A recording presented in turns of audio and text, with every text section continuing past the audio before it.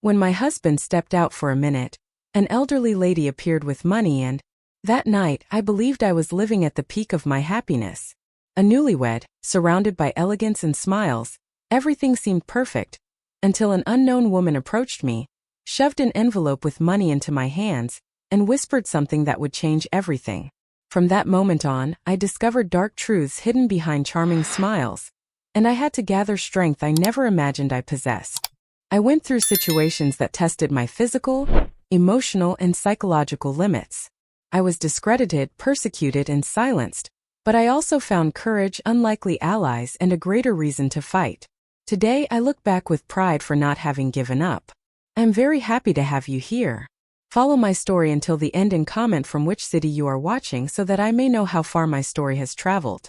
The hall was illuminated with a discreet elegance, and every detail seemed to have come from a carefully planned dream. I held the glass of sparkling wine with light hands, observing Charles's proud smile beside me.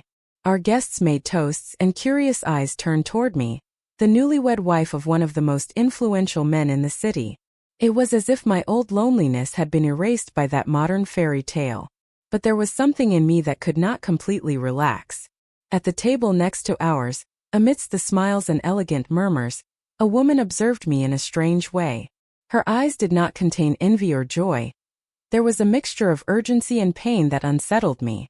I put on my best smile and tried to ignore her, convincing myself she must be someone who had mistaken my face. Charles stood up to greet the maitre d', and the woman took the cue to approach. Her steps were quick, almost furtive, as if she had little time. I did not know it, but that moment would change everything. She stopped beside me without asking permission, without smiling, without hesitating. With trembling hands, she pulled out an envelope and pushed it onto my lap, leaning down slightly to reach my ear. "Run. He is a monster," she whispered in a firm and trembling voice, before disappearing among the waiters. I froze. My heart hammered inside my chest, trying to find meaning in what had just happened. Everything around me remained normal, as if no one had noticed. As if only I had heard that warning. I stood up suddenly, as if something were burning beneath my skin. I took the envelope and walked toward the bathroom with quick steps, almost tripping over my own heels. Behind me, someone called my name, but I ignored them.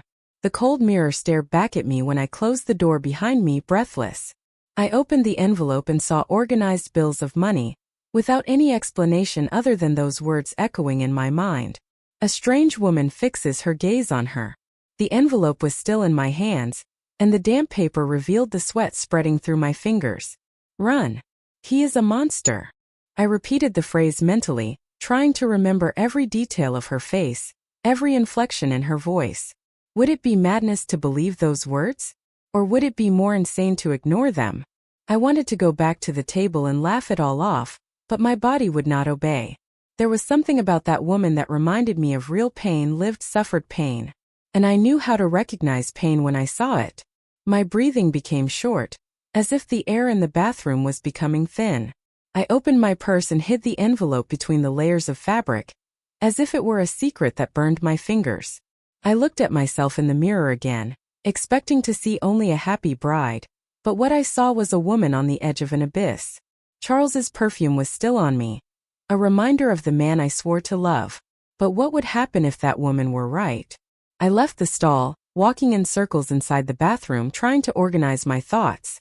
Was someone watching me? Was it possible that everything was a setup, a cruel joke by someone envious? And this was the most terrible part, what if it were true? I had known Charles for less than a year. What did I really know about him? I remembered the gifts, the dinners, the attention, but what about the silences? And the absences? The sound of a creaking door made me freeze. I spun on my heels, but there was no one. Only the echo of my own fear. I wanted to flee from there, take a taxi and disappear. But my wedding dress and the gazes from the party held me back. How could I leave without raising suspicion? How could I run without falling? The woman's voice returned to my head, clearer now. "Naomi, run. He is a monster. Naomi, run. He is a monster. Naomi, run. He is a monster." Heavy footsteps approached the bathroom. I hid inside the furthest stall, holding my breath like a terrified child. I heard the bathroom door open slowly, creaking as if it wanted to announce the arrival of something inevitable. The sound of firm steps filled the room, and my heart seemed to want to escape through my throat. The white lights on the ceiling seemed more intense, harsher, and everything in me screamed to disappear. Then I heard a deep, emotionless voice. "She is in here." I held my purse against my chest, trying to convince myself it was paranoia, that they were just cleaning the place or looking for someone else. But a second man's voice confirmed, "The master ordered surveillance.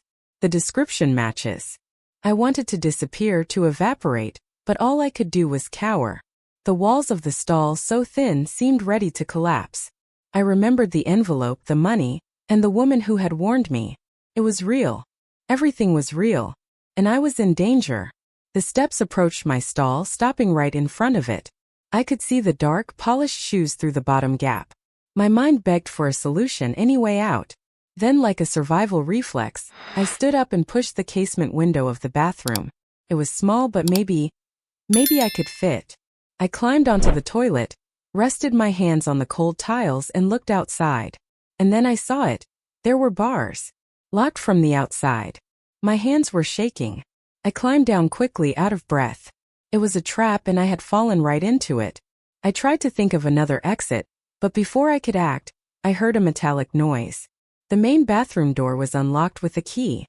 I needed to get out of there.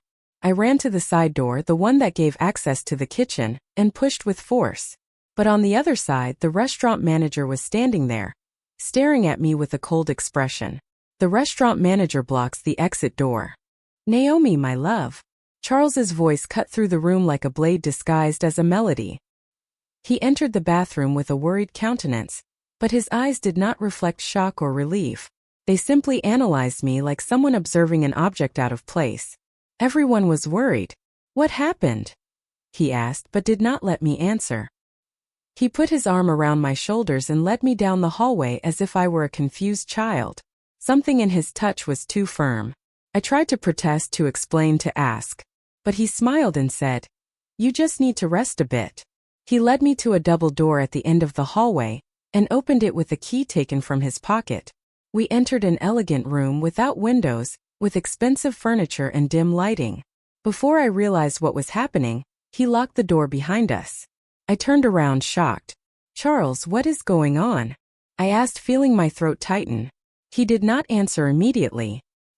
He put his hands in his pockets and observed me calmly. "This is just a misunderstanding. You are frightened and someone clearly wants to harm us," he said, as if he were reading a script. I did not recognize that man. The Charles the first knew had disappeared. What stood before me was another being. An elegant predator prepared to manipulate. I took a step back. He only smiled.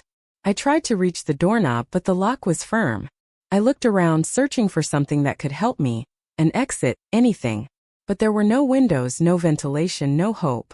Only that silent room and the muffled sound of the party in the distance. Charles walked to a sideboard, poured himself a whiskey, and said calmly, "You just need to trust me." But everything inside me screamed the opposite. Naomi is trapped. No one seems to be on her side. My eyes scanned the private room in despair until they landed on the small smoke detector on the ceiling, almost invisible in the shadows. I knew it was a risky idea, but fear had already crossed any limit of caution. I climbed onto a chair, feeling my legs shake, and forced the device with my hands, twisting and pressing until I heard a strange snap. My heart beat so loudly that I feared Charles could hear it from the other side of the door. Every second felt like a suspended eternity. When the shrill sound began, it was as if the air split in half. The alarm echoed throughout the restaurant, aggressive, impossible to ignore. I heard shouts, chairs dragging, hurried footsteps in the hallway. The confusion began almost immediately, exactly as I had imagined and feared. I jumped off the chair and backed away, feeling a mixture of panic and hope take hold of me. That was my only chance. The door was opened in a hurry by a frightened employee, and I took advantage of the chaos without explaining anything.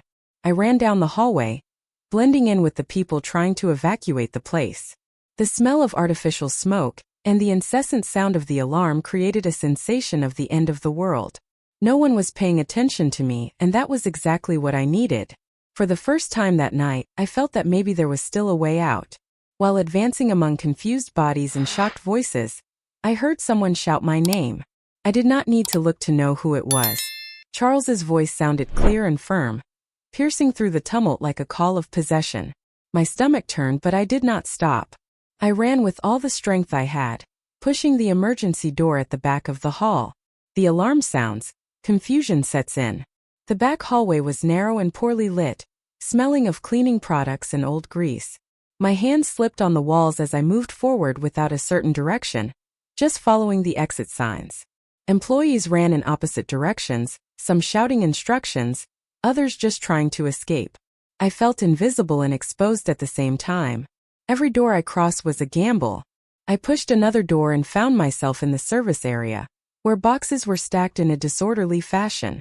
I tripped over a metal cart but managed to maintain my balance.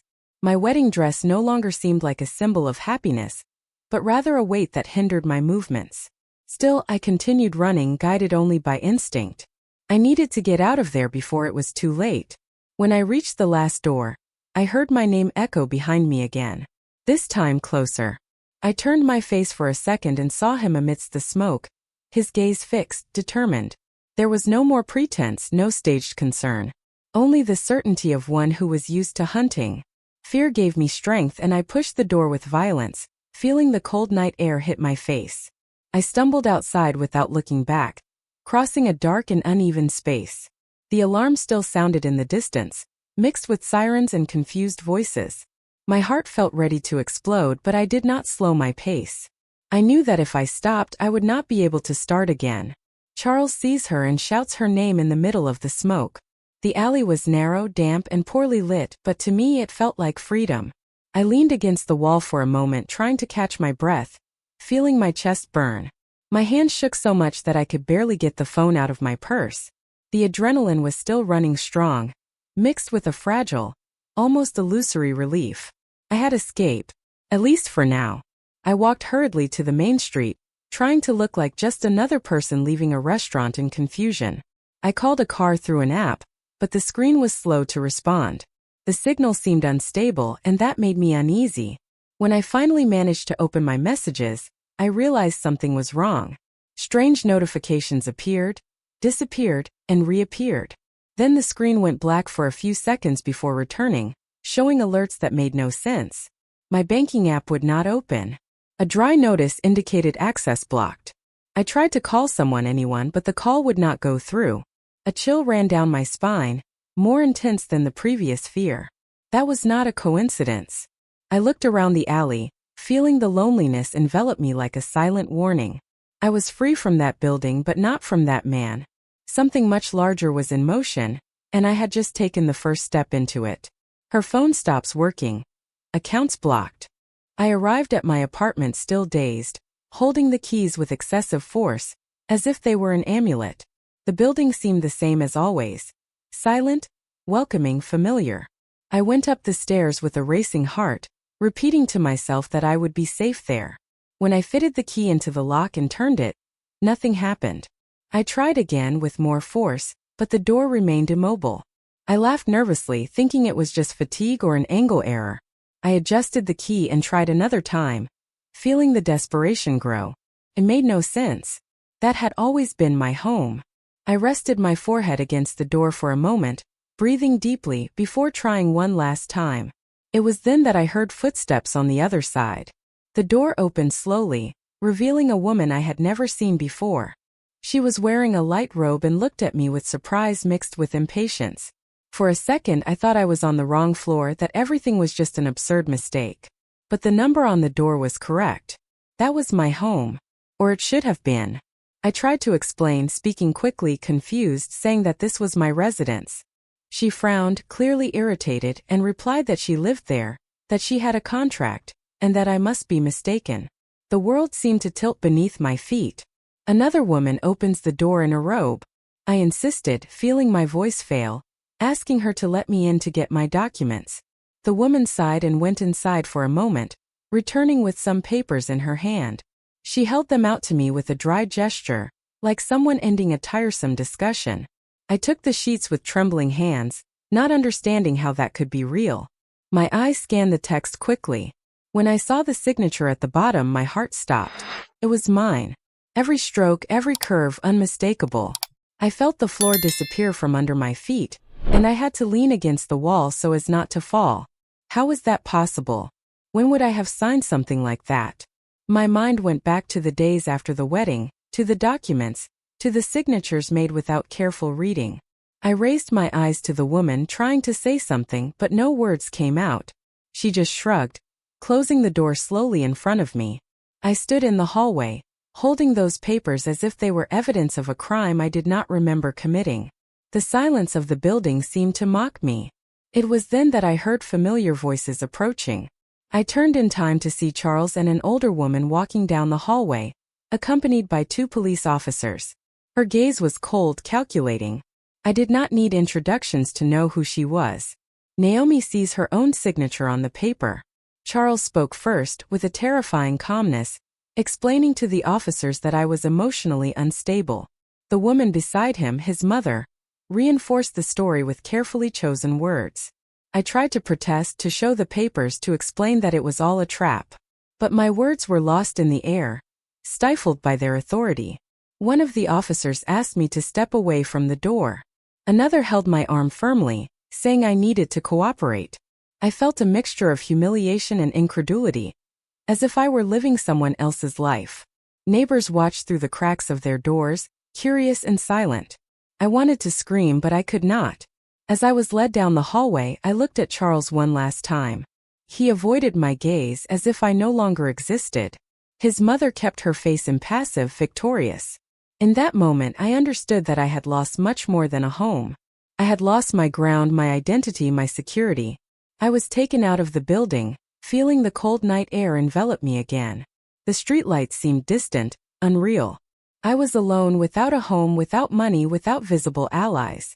And for the first time, I understood the dimension of what I was facing. Naomi is removed by force from her own home. I entered the flower shop like someone seeking shelter in the middle of a storm. The scent of flowers had always been my refuge, a silent reminder of who I was before everything crumbled. My hands trembled as I touched the counter, and for a few seconds I believed I would be safe there. But the world did not grant me that relief. A cell phone forgotten on the table vibrated nonstop, displaying headlines that featured my name in a distorted and cruel way. I read every line with a heavy heart. They said I was unstable, that I had stolen documents, that I had broken down during my own wedding. Photos of me, cropped out of context, accompanied texts full of insinuations. I felt the blood drain from my face. That was not just an isolated lie.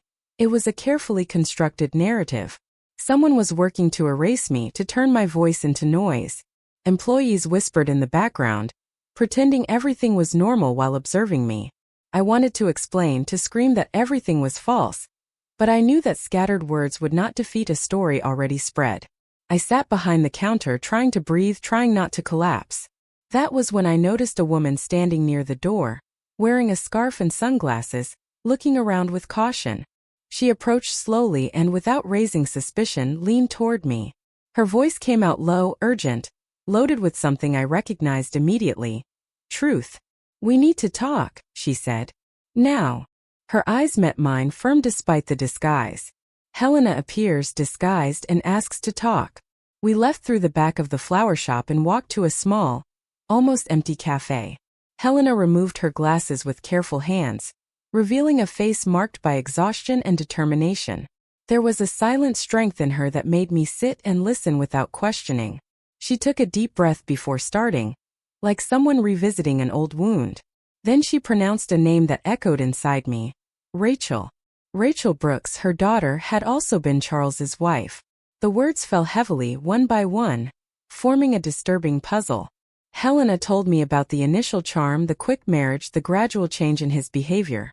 Every detail seemed to reflect my own story, as if I were listening to a mirror narrating my future. I felt a knot tighten in my stomach. She spoke of the day Rachel died, of a supposed accident during a trip. A drowning, they said. A simple report, without questions, without a deep investigation.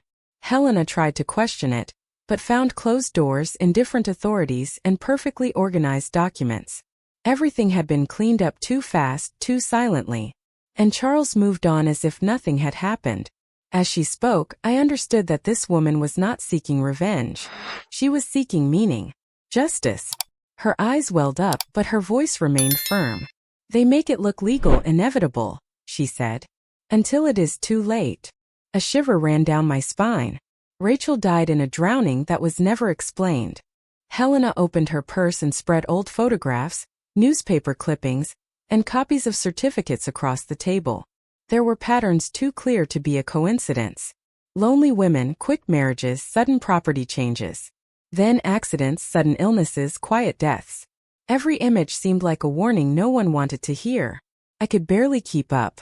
She pointed out dates, names, connections. Everything led to the same last name, to the same family. Charles did not act alone. There was a system around him protecting and legitimizing him. And at the center, like an invisible web, was his mother, moving pieces with precision. I felt the weight of the revelation crush my last illusions.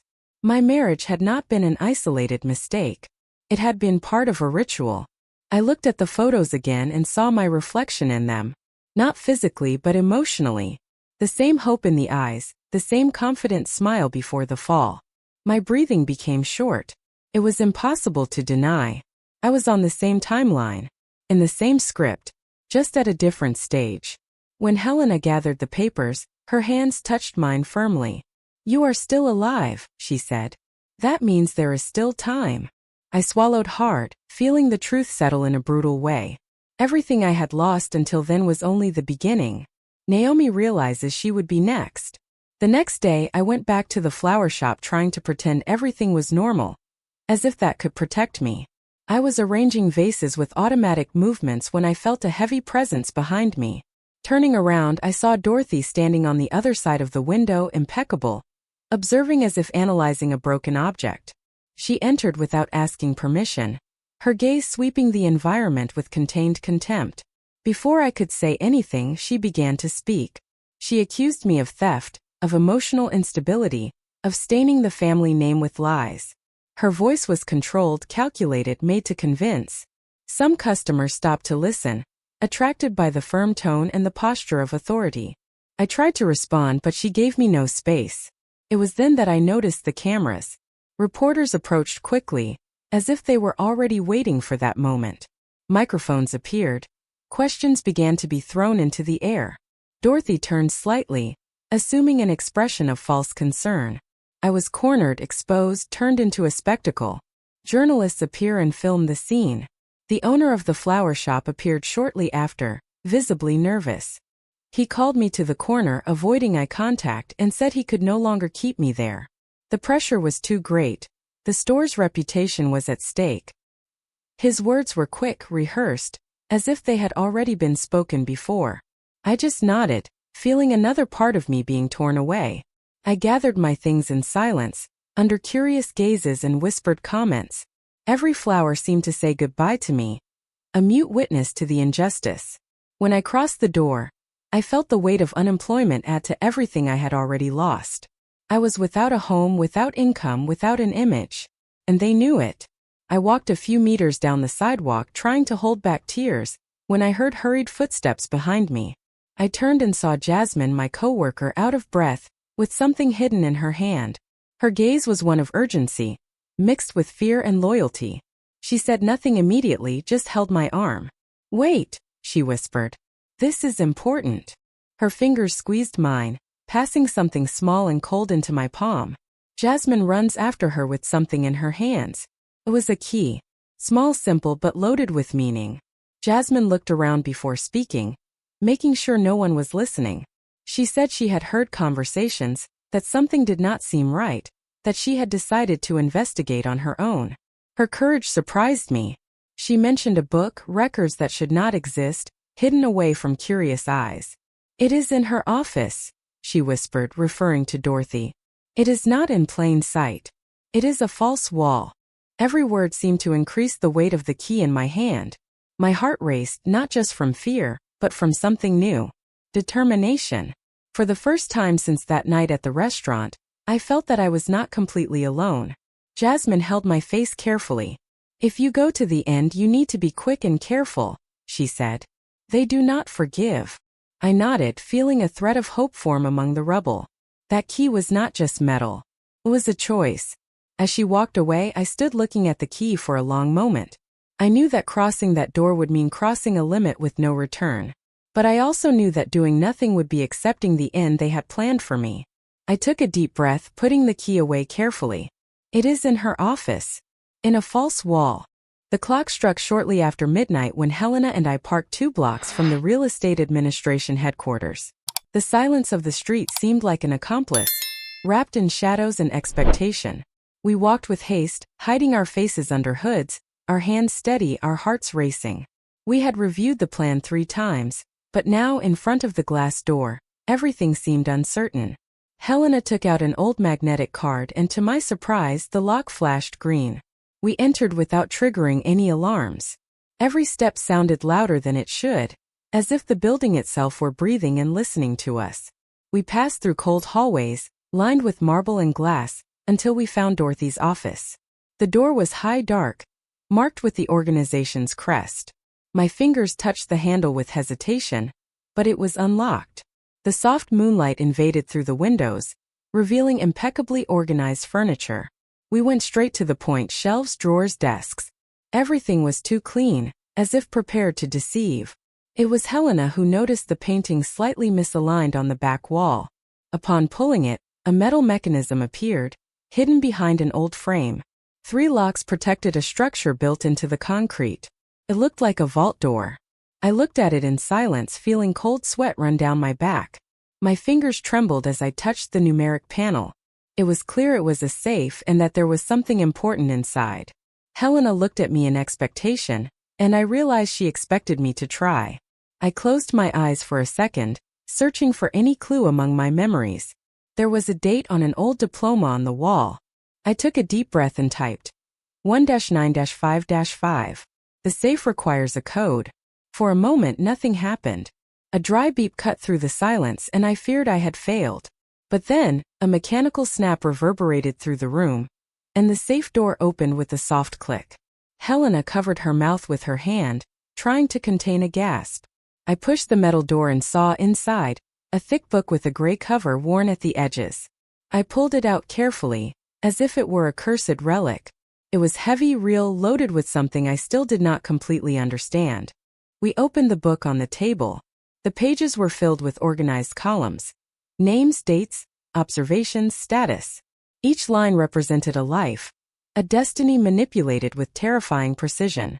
Many names were marked as resolved, others with dates of weddings, accidents, or disappearances. It was a catalog of victims, a macabre accounting disguised as efficiency. Helena flipped through in silence, her face pale. Then I found my name. Naomi Pierce. Status: in progress. I felt my legs fail. That was more than a threat. It was an ongoing process, documented, planned. I was not just an occasional victim. I was part of a system. I looked at Helena and saw in her eyes the confirmation of what I feared. We were not just dealing with a cruel man. We were facing an organized structure. We began to photograph every page with her cell phone, trying to capture as much as possible before something stopped us. I knew that once we had that in our hands, we could no longer turn back. That evidence was the only way to save my life, and perhaps bring justice to the others. The safe opens with a click. Every click of Helena's camera sounded like a countdown.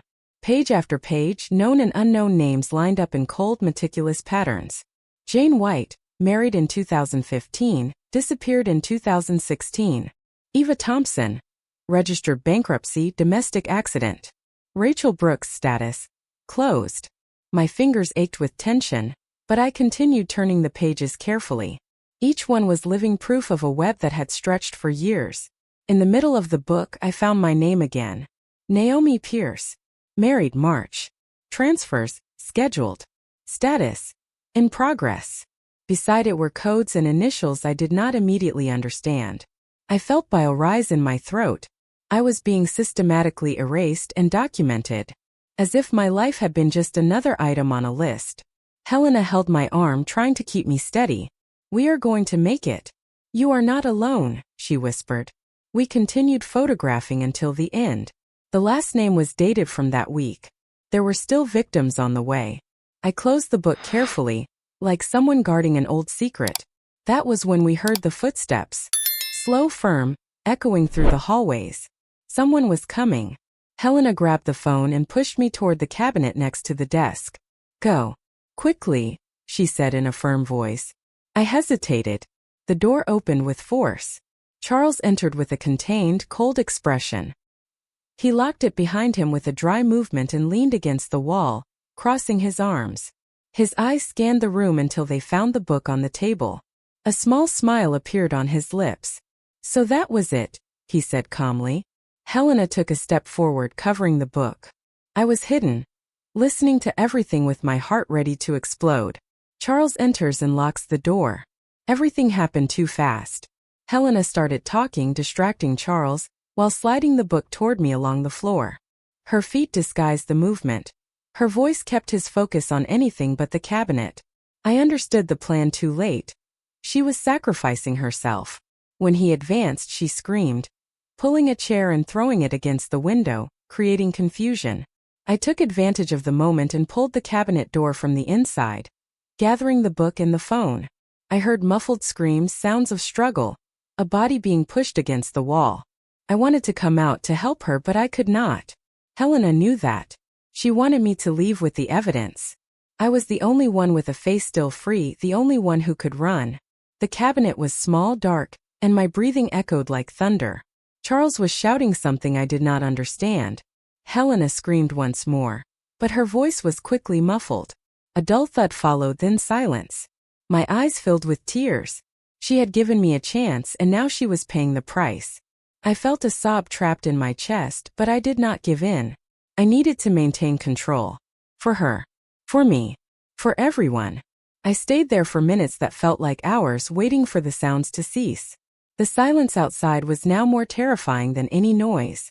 Pressing the book against my chest, I closed my eyes and swore I would make it count. Helena would not be forgotten. Naomi hears Helena being taken by force. The sky was still tinged with gray when I left the building through the back door, holding the gray book close to my chest as if it were a shield. The city was slowly waking up, unaware that in a few hours, everything would change. I found an internet cafe open, and even with trembling hands and a racing heart, I managed to connect Helena's phone and transfer the photos. I printed copies of the dossiers one by one, feeling the weight of responsibility in every sheet. It was all we had, and now everything depended on me. I took a taxi toward the convention center, where Dorothy's awards event would take place. I knew she was to receive an award for humanitarian contribution, a bitter irony, considering what she hid behind that facade. The building was already busy with journalists, politicians, and elite guests entering through the main entrance. I took a deep breath, adjusted the documents under my coat, and walked toward the hall. When I tried to pass, 2 security guards blocked me. "Miss, you are not on the list," they said. I tried to explain, but they knew who I was. My face was already circulating in the newspapers as that of an unstable woman, a threat to the Whitmore family reputation. But I could not back down. With a quick impulse, I dodged to the left, taking advantage of a distraction and entering through the side hallway. The crowd gathered inside had no idea what was about to happen. Guards tried to block her. The hall was full, with soft lights and background music too calm for the tension growing in me. I recognized important figures sitting in the front rows: judges, businessmen, city council members. Dorothy was on stage, smiling, about to be called. I walked firmly to the side of the auditorium and began distributing the dossiers. One by one, I handed the papers to surprised hands and confused gazes. Many hesitated, others began to read immediately. The first reactions were of doubt, but it only took seconds. Whispers spread like wildfire. A middle-aged man stood up abruptly, holding one of the papers. His voice cut through the silence. "This is my father's house," he shouted. The shock was immediate. Other people began to flip through the documents, recognizing addresses, names, stories. The carefully constructed disguise began to crumble. On stage, Dorothy interrupted her speech, trying to maintain her pose. But her gaze already betrayed that something was out of control. I remained standing firm in the center of the audience, observing the effect of the truth spreading. This was not revenge. It was justice being placed under the spotlight where no one else could pretend they did not see. A man shouts, "This is my father's house." Confusion took over the hall like a storm. Journalists ran toward the stage, cameras turned to the scattered papers, and flashes began to fire like thunder. Questions were thrown into the air, the names Charles and Dorothy being repeated in every corner. The mask of the perfect family had fallen. I saw the mayor stand up and walk to the stage with a stern expression, demanding explanations in front of everyone. Charles appeared backstage trying to reach his mother, but was surrounded by questions and cameras. His face, once always calm and calculated, now showed fury and despair. Dorothy still tried to speak into the microphone but was interrupted by shouts and boos. Some people cried while reading the dossiers, recognizing stories that had been erased or discredited. This was the beginning of the end. Suddenly, the gates opened again. 2 police cars parked at the main entrance, and officers began to advance down the aisle. No one was looking at the stage with admiration anymore. Now everyone saw what had always been there, the horror hidden behind smiles. Police surround Dorothy and Charles. The handcuffs gleamed under the camera flashes as Dorothy and Charles were finally detained. The silence of the hall was broken by a mixture of surprise and applause. The officers led them down the main aisle, passing among victims, authorities, and journalists.